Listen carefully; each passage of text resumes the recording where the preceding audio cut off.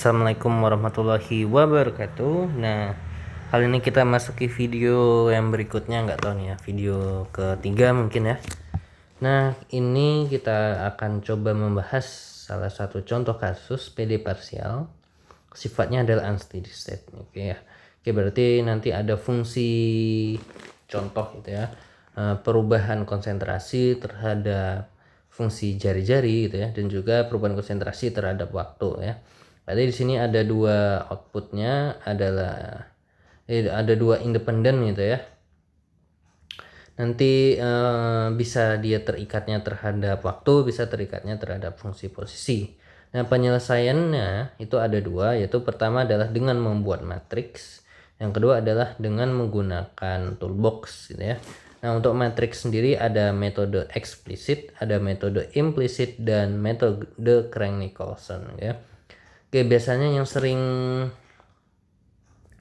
sering dikerjakan itu adalah menggunakan metode implisit nomor 2 gitu ya.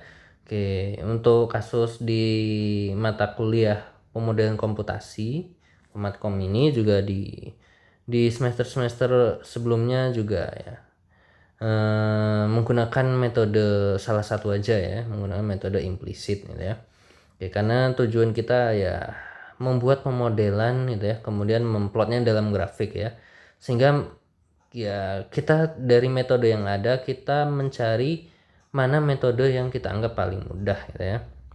Oke, kalau dari segi lebih mudahnya yang pasti ya menghindari membuat matriks secara manual, itu menggunakan metode FDAMOL ya. Nah, metode ini ya ini tergolong yang mudah ya, yang metode FDAMOL dibanding dengan metode yang menggunakan matriks. Jadi ya lebih direkomend gitu ya kalau menggunakan metode ini gitu ya. Oke, tapi apa salahnya kita coba juga gitu ya mempelajari metode yang menggunakan matriks. Di video sebelumnya ya untuk konsepnya itu sama saja ya. Oke, eksplisit, implisit, Crank-Nicolson. Nanti ya tinggal bedanya gitu ya di rumus yang kita sedikit penjabaran matematik gitu ya. Kalau di sebelumnya yang kita gunakan itu adalah URD 2 ya, yang D kuadrat T per dx kuadrat. Nah, ini hanya URD 2 di setiap eksplisit, implisit, Crank-Nicolson itu sama ya. Ya nanti ya tinggal URD satunya aja yang berbeda gitu ya. Oke, URD 1 yaitu misal contohnya dt per dx gitu ya. Dimana nanti bisa forward, bisa backward, atau ya menggunakan metode rata gitu ya. Seperti di Crank-Nicolson. Oke.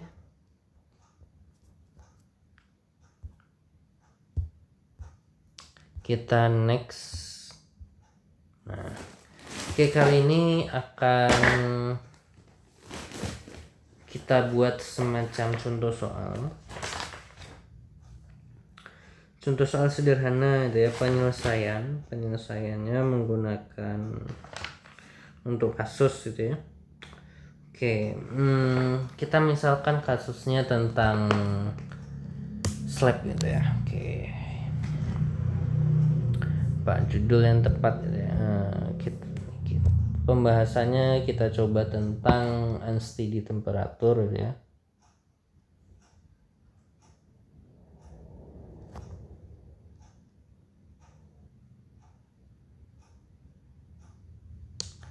Temperatur distribution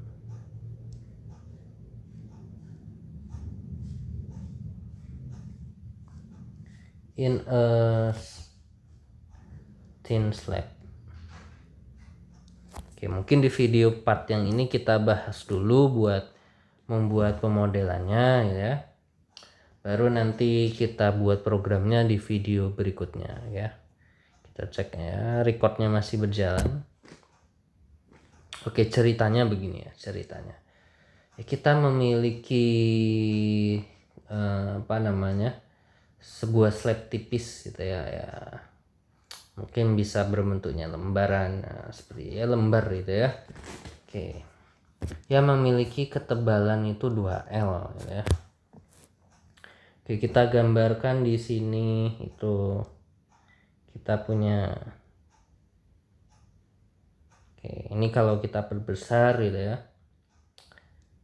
Nah, kita punya slab yang tipis. Nah, ketebalannya itu 2L. Oke, berarti kita punya titik pusat di sini, Z-nya 0 ya. Kemudian di sebelah kanan adalah Z-nya L dan ke kiri adalah Z-nya 2L. Oke, berarti ketebalan total adalah 2L. Ini ke kiri L juga ya, sorry. Ini L.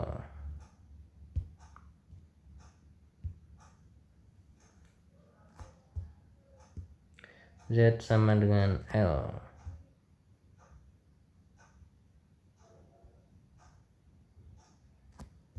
Aku akan hapus.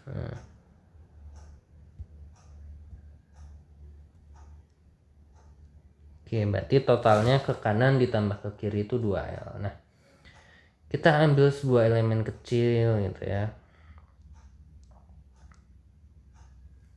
Oke, nanti ini adalah setebal misal delta Z. Oke ya. Oke, seperti itu. Kita mempunyai lapisan tipis di mana suhu mula-mula gitu ya. Suhu mula-mula adalah T0 gitu ya. Berarti ini ketika belum kontak gitu ya. Mula-mula T0.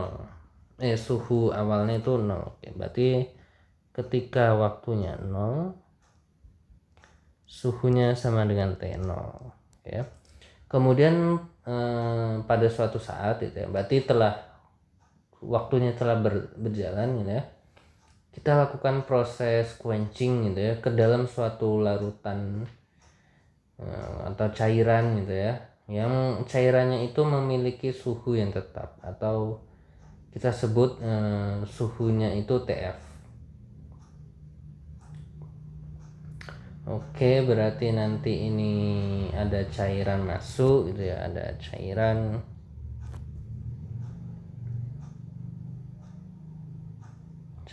suhu TF. Oke, TF. Oke, kemudian kita asumsikan di sana ada heat transfer sebesar H. Oke, kemudian konduktivitas. Kemudian data lain ada data K, ada data CP dan data rho gitu ya. Oke, kita asumsikan ini adalah konstan biar mudah ya, konstan. Oke, nanti kita diminta adalah membuat distribusi suhunya ya, fungsi waktu dan juga fungsi posisi Z ini ya. Oke. Kira-kira seperti apa ya? Oke, otomatis ini beranjak dari persamaan neraca panas gitu ya. Neraca panas ya. Oke, berarti nanti ada panas yang masuk. Oke, panas yang masuk, oke, tinjauannya berarti kan saat posisi, oke, misal bagian kecilnya kita perbesar gitu ya, kita perbesar seperti ini, ketebalan delta Z berarti masuk saat posisi Z nya masih 0 gitu ya. Oke, nanti di sini Z plus delta Z. Ini Z sama dengan Z awal ya, Z0. Oke. Berarti nanti panas yang masuk gitu ya. Oke, panas yang masuk berarti di sini ada konduksi gitu ya. Minus K dikali A gitu ya. Kemudian dt per dz. Nah, ini masuk saat posisi Z. Kemudian dikurang ya, yang keluar berarti minus K kali A, kemudian dt per dz saat posisi Z plus delta Z. Oke, nah kita asumsikan apakah di sini ada konveksi atau enggak gitu ya. Nah, kita asumsikan aja di sini nggak ada konveksi yang berlangsung gitu ya. Oke, berarti di sini tinjauannya adalah pada slab gitu ya. Oke. berarti suhunya itu mengalir di slab. Oke, kalau ingin kita tampilkan juga bisa gitu ya. Berarti nanti karena tadi itu apa namanya, airnya gitu ya, airnya juga tetap gitu ya, airnya itu kan masuk ke dalam sini gitu ya, ke apa namanya, ke bagian daripada slabnya gitu ya. Oke, sehingga nanti transfer panasnya hanya ini gitu ya. Kemudian untuk panas yang terakumulasi gitu ya, berarti ada massa. Oke, massa rho kali volume, berarti rho volume itu luas dikali dengan apa namanya, panjangnya yaitu delta Z gitu ya, baru dikali CP delta T. Oke, seperti ini kurang lebih. Oke, berarti ini kalau kita bagi dengan delta Z semuanya, oke, hanya dicoret sehingga di sebelah kiri nanti menjadi bentuk kedua, D kuadrat T per DZ kuadrat ya. Ini ada K-nya di sini, K gitu ya. Sama dengan di ruas kanan ada rho, ada CP gitu ya. Delta Z-nya sama A-nya udah habis, berarti tersisa DT, perubahan suhu terhadap waktu. Oke. Kini kita pindah ruas, misal D kuadrat T ini hampir mirip kayak tadi ya. DZ kuadrat sama dengan ini rho CP per K ya, DT per waktu. Oke, di sini alfa itu kan K per rho CP. Jadi nanti sehingga D kuadrat T per DZ kuadrat sama dengan 1/4 alfa ya. Aduh. Ada coretan.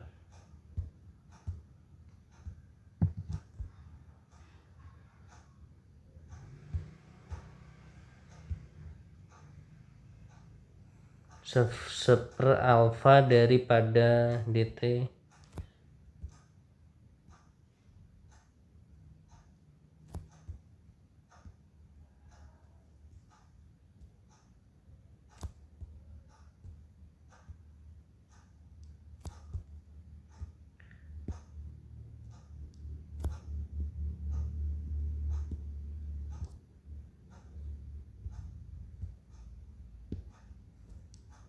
nggak mau nih. Oke, kita akhiri dulu.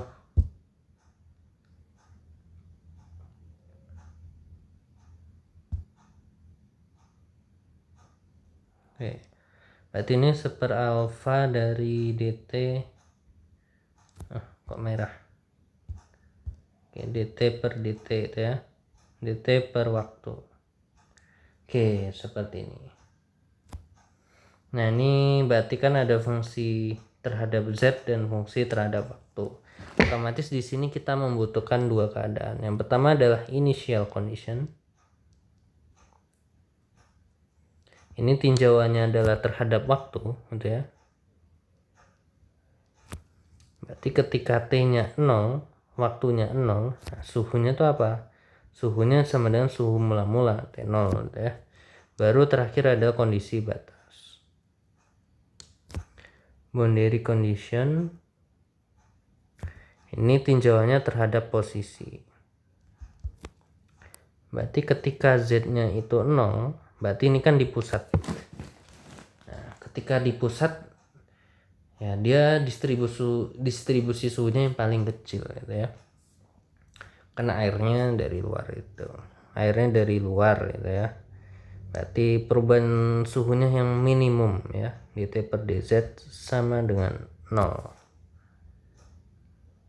Oke, baru ketika Z-nya sama dengan L, berarti ini di paling luar. Nah, ini baru ada konveksi gitu ya. Karena konveksinya ini hanya di bagian apa namanya terluar aja itu ya, slab. Oke, slab yang paling luar. Berarti di sini nanti dt per dz